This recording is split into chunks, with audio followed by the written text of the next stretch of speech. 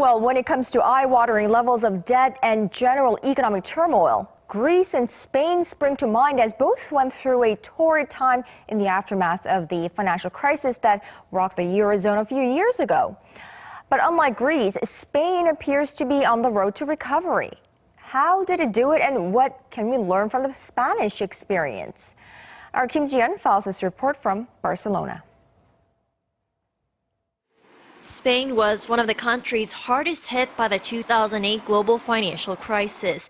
Its economy was left in tatters after the bubble burst on its housing market and national debt soared. Even some 8 years later, the Eurozone's fourth largest economy is still suffering from one of the worst unemployment rates in the bloc at around 20%. So can it truly be said that Spain is back on its feet now?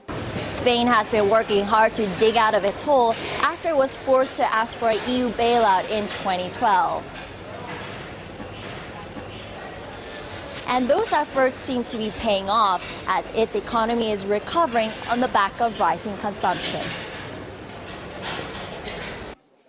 The Spanish government's austerity measures, while painful, have helped the country recover more flexibility in its labor market. However, this came at the expense of big cuts to pensions and healthcare services. Soaring domestic consumption, industry investment, and record tourism also helped the Spanish economy grow 3.2% in 2015, its fastest pace since 2007.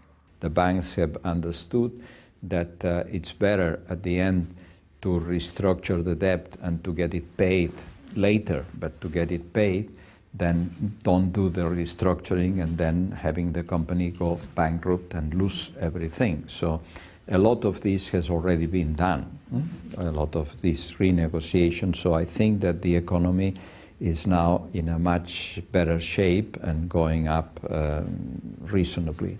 The International Monetary Fund forecasts the Spanish economy will grow 2.7% this year.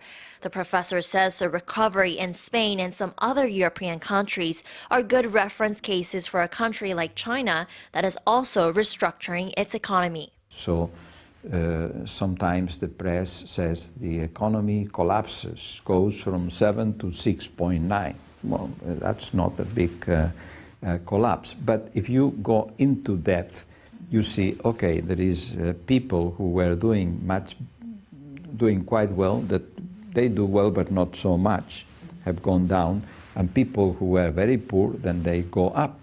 So at the end, it's much better, this 6.9, than the other, because this generates a lot of consumption.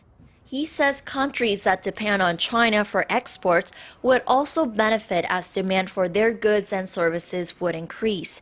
However, the professor adds that a Brexit or Britain leaving the EU would severely damage the eurozone, as it will lose its biggest English-speaking finance hub.